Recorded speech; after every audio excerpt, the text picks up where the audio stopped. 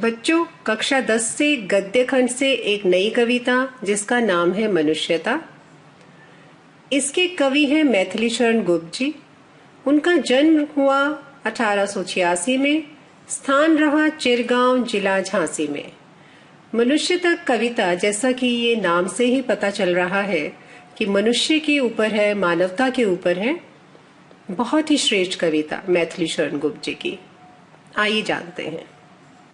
आइए सबसे पहले उनका जीवन परिचय जान लें। जो स्थान माला में प्रथम पुष्प का और गगन में प्रथम नक्षत्र का है, वही स्थान गुप्त जी का वर्तमान हिंदी कविता में है। इसका अर्थ है कि जिस तरह से शुभ अवसर पर हम जो माला बनाते हैं, उसमें जो प्रथम पुष्प को शुभ मानते हैं और उसका जो महत्वपूर्ण स्थान रहता है, उसी तरह गगन में प्रथम नक्षत्र का वही स्थान गुप्त जी का वर्तमान हिंदी कविता साहित्य में है। अर्थात वो एक बहुत ही श्रेष्ठ कवि हैं। राष्ट्र कवि श्री मैथिली शरण गुप्त आधुनिक युग के कलाकारों में अपना विशिष्ट स्थान रखते हैं, एक विशेष स्थान रखते हैं। उन्हें उनकी कृतियों, कविता रचनाओं के लिए याद किया जाता है। उन्हें उनकी उत्तम रचनाओं के लिए याद किया जाता है। गुप्त जी ने अपने कुशल हाथों से सरस्वती की वीणा पर राष्ट्रीयता की मधुर धुन निकाली और संपूर्ण भारतवर्ष में उनकी भारती गूंज उठी। अर्थात उन्होंने अपने कुशल हाथों से, अपनी कल्पना से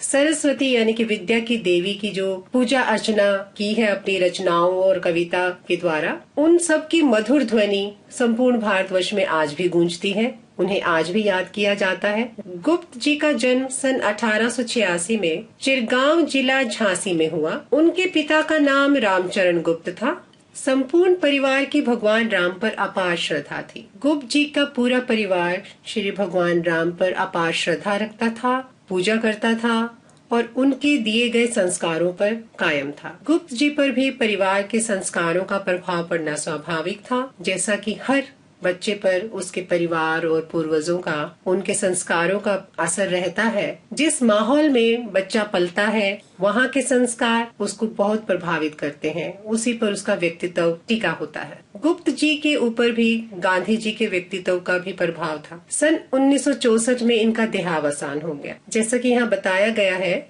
आजादी का समय था। गांधी जी के संपर्क में आने पर मैथिली शरण गुप्त जी का व्यक्तित्व में गांधी जी का प्रभाव देखने को मिला।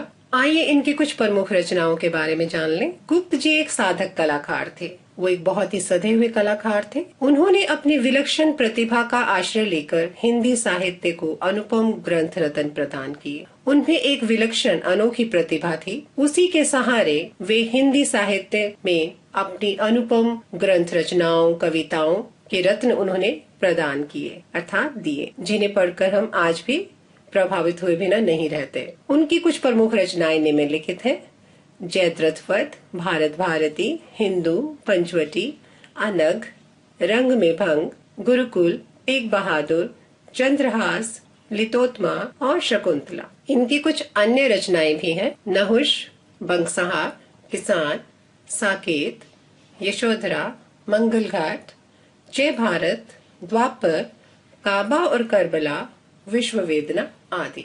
आइए इनकी कविता की शुरुआत करते हैं, जिसका नाम है मनुष्यता। मनुष्यता का अर्थ है मानवता। ये बहुत ही सुंदर विषय है। जिस व्यक्ति में मानवता के गुणों की प्रधानता नहीं है, उसे सच्चा मनुष्य नहीं कहा जाता। आइए कविता पढ़ें। विचार लो कि मृत्यु हो, न मृत्यु से डरो कभी। इसका यह अर्थ है, कवि कहना चाहते हैं कि यह बात तो विचार लो, अर्थात गांठ मार लो। ये वास्तविकता है कि मृत्यु हो, न मृत्यु से डरो कभी। ये शरीर तो मरणशील है। मृत्यु का अर्थ है मरणशील, और मृत्यु तो एक न एक दिन सभी को आनी ही है। इस सृष्टि में जो भी जीव है, प्राणी है, मनुष्य है, सभी का एक न एक दिन अंत होना आवश्यक है। तो मृत्यु से क्या डरना। मरो परंतु यो मरो की याद जो करे सभी। वे आगे कहते हैं कि इस तरह से मरो, यानी कि अपने जीवन में कुछ ऐसा कर जाओ, आपके जाने के बाद भी लोग आपको याद करें। हुई न यूं सु मृत्यु तो वृथा मरे वृथा जिए। वे आगे कहते हैं कि इस तरह से अगर किसी व्यक्ति की, मनुष्य की मृत्यु नहीं हुई, सुमृत्यु का अर्थ है अच्छी मृत्यु, अर्थात वही मृत्यु अच्छी मृत्यु है जो जीवन भर दूसरों के काम आए। उनके द्वारा किए गए कर्म ही लोग याद रखते हैं। तो ऐसा मनुष्य जिसने इस तरह का कार्य नहीं किया, वह बेकार ही जिया, वृथा का अर्थ है बेकार, व्यर्थ, और वृथा ही मर गए। आगे कविता है, मरा नहीं वही कि जो जिया न आपके लिए, वह मनुष्य तो मरा ही नहीं जो किसी के लिए जिया ही नहीं। उसका जीवन में कोई मकसद ही नहीं रहा, उसके द्वारा किसी का भला ही नहीं हुआ। ऐसा व्यक्ति तो वास्तव में मरा ही नहीं है। वही पशु प्रवृत्ति है कि आप ही आप चरे। पशु प्रवृत्ति का अर्थ है पशुओं जैसा व्यवहार या पशुओं का स्वभाव। ऐसा व्यक्ति तो पशुओं के समान है जो आप ही आप चरता है, अर्थात अपने ही बारे में सोचता है, अपनी ही स्वार्थ पूर्ति करता है। वही मनुष्य है कि जो मनुष्य के लिए मरे। वही सच्चा मनुष्य है जो दूसरे मनुष्यों के काम आए। आइए कविता के अंश का प्रसंग किस तरह से लिखते हैं जानते हैं। प्रस्तुत पद्यांश राष्ट्रकवि मैथिली शरण गुप्त द्वारा रचित कविता मनुष्यता से लिया गया है। इसमें कवि ने मनुष्यता अर्थात मानवता और परोपकार की प्रेरणा दी है। उनके इस कविता के अंश से मनुष्य को परोपकार करने की प्रेरणा मिलती है। आइए इस अंश की व्याख्या को अच्छे से समझ लें। कवि कहता है कि हमें यह अच्छी प्रकार से समझ लेना चाहिए कि हमारा जीवन मरणशील है, अर्थात एक न एक दिन तो मृत्यु आनी ही है। सभी ने एक न एक दिन तो अवश्य मरना ही है। मनुष्य को यह जानते हुए भी मृत्यु से कभी डरना नहीं चाहिए। मनुष्य का जीवन ऐसा होना चाहिए कि उसके मरने के बाद भी उसके सद्गुणों को अर्थात अच्छे गुणों को याद किया जाए। यदि मनुष्य की ऐसी अच्छी मृत्यु नहीं होती तो उसका जीना और मरना दोनों व्यर्थ हैं, बेकार हैं। जो मनुष्य केवल अपने ही लिए जीता है, दूसरों के लिए उसका जीवन में कोई महत्व ही नहीं और सदैव परोपकार में लगा रहता है, वही अमर है।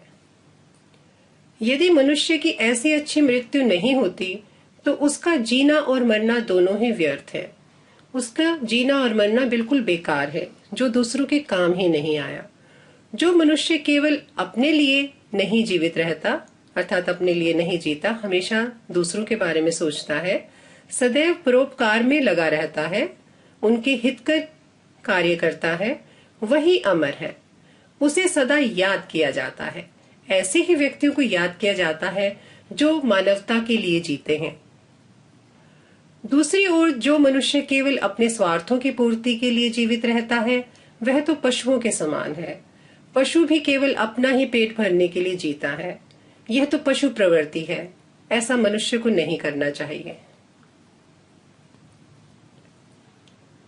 आइए कविता का दूसरा अंश पढ़ते हैं। उसी उदार की कथा सरस्वती बखानती। उदार का अर्थ है दानशील, अर्थात जो व्यक्ति उदार है, दानशील है, उसी व्यक्ति की कहानी कथा सरस्वती देवी भी बखानती हैं, अर्थात विद्या की देवी भी बखान करती हैं। उसी उदार से धरा कृतार्थ भाव मानती। धरा का अर्थ है पृथ्वी, कृतार्थ भाव है आभार व्यक्त करना, किसी का आभारी होना। ऐसे ही उदार व्यक्ति की जो दानशील है, दूसरों के लिए कुछ कर गुजरने की जिसमें भावना है, प्रेम की भावना, करुणा की भावना, ऐसे ही लोगों का आभार यह पृथ्वी भी मानती है। उसी उदार की सदा सजीव कीर्ति गूंजती।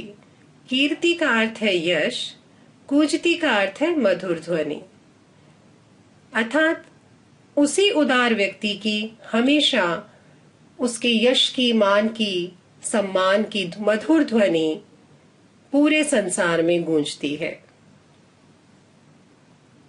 आइए कविता को आगे बढ़ाते हैं। तथा उसी उदार को समस्त सृष्टि पूजती। समस्त सृष्टि का अर्थ है सारा संसार। ऐसे ही उदार व्यक्तियों की जो दूसरों के लिए जीते हैं, दानवीर हैं, करुणामय हैं, उनके सम्मान को ये सारी सृष्टि पूजती है।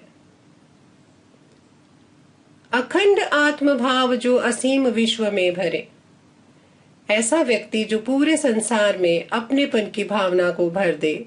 आत्मभाव का अर्थ है अपनापन, अखंड आत्मभाव, किसी तरह का कोई भेदभाव न हो, ऐसे ही व्यक्तियों को याद किया जाता है। वही मनुष्य है जो मनुष्य के लिए मरे, वही सच्चा मनुष्य है जो दूसरे मनुष्यों के काम आए। इस अंश का प्रसंग इस तरह से रहेगा। प्रस्तुत पद्यांश राष्ट्रकवि मैथिली शरण गुप्त द्वारा रचित कविता मनुष्यता से लिया गया है। इसमें उन्होंने बताया है कि उदार एवं परोपकारी मनुष्यता को ही सम्मान मिलता है। ऐसे ही व्यक्तियों को आदर मिलता है जो उदार है, जिनका हृदय बहुत बड़ा है, करुणा में है और वो परोपकार के कार्य करते हैं। आइए इस अंश की व्याख्या को समझते हैं। कवि कहता है कि जो मनुष्य दानशील प्रवृत्ति का होता है, दानवीर होता है, उसका सदैव गुणगान होता है, उसके गुणों को हमेशा याद किया जाता है। उसी दानशील मनुष्य का पृथ्वी भी आभार व्यक्त करती है। ऐसे ही व्यक्तियों को ये धरती भी पूजती है, उनका आभार व्यक्त करती है, धन्यवाद व्यक्त करती है। ऐसे मनुष्य के यश की मधुर ध्वनि चारों दिशाओं में गूंजती है। उसके द्वारा किए गए कर्मों को यहाँ लोग याद करते हैं। उसी के मान की मधुर ध्वनि पूरी दुनिया में चारों ओर गूंजती है। वही मनुष्य संपूर्ण विश्व के लिए पूजनीय हो जाता है। सारा संसार उसे याद रखता है, अर्थात सभी उसी की पूजा करते हैं, जो विश्व के सभी प्राणियों के साथ अपनेपन का व्यवहार करता है, किसी तरह का कोई भेदभाव नहीं करता, उसे अपना समझता है। कवि पुनः कहता है, अर्थात दोबारा कहते हैं कि जो मनुष्य दूसरों की सहायता करता है, मदद करने के लिए तैयार रहता है, किसी भी परिस्थिति में हमेशा उसका हौसला बढ़ाने में, उसकी दुखों को दूर करने में मदद करता है, वही सच्चा मनुष्य है। आइए कविता का तीसरा अंश पढ़ते हैं। अक्षुधार्त रंति देव ने दिया करस्त थालवी। अक्षुधार्त का अर्थ है भूख से व्याकुल, अर्थात बेचैन। रंति देव एक प्रसिद्ध दानी राजा हुए हैं। करस्त थाल का अर्थ है हाथ में पकड़ा हुआ। इसका अर्थ है भूख से व्याकुल एक प्रसिद्ध राजा रंति देव ने अपने सामने आया हुआ भोजन का थाल भी दान कर दिया था, किसी भूखे को दे दिया था। तथा दधीची ने दिया परार्थ हस्ती जाल भी। दधीची का अर्थ है एक प्रसिद्ध ऋषि हुए हैं। परार्थ दूसरों के लिए, अस्थि जाल का अर्थ है हड्डियों का जाल, यानी कि अपनी हड्डियां तक भी उन्होंने दान कर दी थी। राक्षसों का नाश करने के लिए यह कार्य उन्होंने देवताओं के लिए किया। उशीनर अक्षितिज ने स्वमास दान भी किया। उशीनर अक्षितिज गंधार देश के राजा हुए हैं, जिन्होंने अपना मांस एक कबूतर की जान बचाने के बदले में दान कर दिया था। आइए कविता आगे बढ़ाते हैं। सहर्ष वीर कर्ण ने शरीर चर्म भी दिया। सहर्ष का अर्थ है प्रसन्नता पूर्वक, खुशी खुशी। कर्ण एक प्रसिद्ध दानी राजा हुए हैं महाभारत के समय। शरीर चर्म का अर्थ है शरीर का मांस, अर्थात उन्होंने अपने कवच कुंडल, जो कि सूर्य देवता की तरफ से उन्हें उनकी सुरक्षा के लिए मिले थे, उन्होंने वह स्वयं सहर्ष खुशी खुशी दान कर दिए थे। अनित्य देह के लिए अनादि जीव क्या डरे। अनित्य देह का अर्थ है नश्वर शरीर, जो कि मिट जाने वाला है, नष्ट होने वाला शरीर। जब हमको मालूम ही है कि यह शरीर तो एक न एक दिन नष्ट ही होने वाला है, तो फिर ये मनुष्य क्यों डरता है। वही मनुष्य है जो मनुष्य के लिए मरे, अर्थात वही सच्चा मनुष्य है जो दूसरे मनुष्यों के काम आए। इस अंश में मैथिली शरण गुप्त जी ने हमारे इतिहास में जो महादानी वीर पुरुष हुए हैं, उनका उदाहरण देकर समझाया है कि किस तरह के लोगों को आज भी याद किया जाता है। इस अंश का प्रसंग इस तरह से रहेगा। प्रस्तुत पद्यांश राष्ट्रकवि मैथिली शरण गुप्त द्वारा रचित अर्थात लिखी गई कविता मनुष्यता से लिया गया है। इन पंक्तियों में कवि ने विश्व प्रसिद्ध दानी महापुरुषों का वर्णन करते हुए, उनके बारे में बताते हुए कि मनुष्य को त्याग करने की प्रेरणा दी है।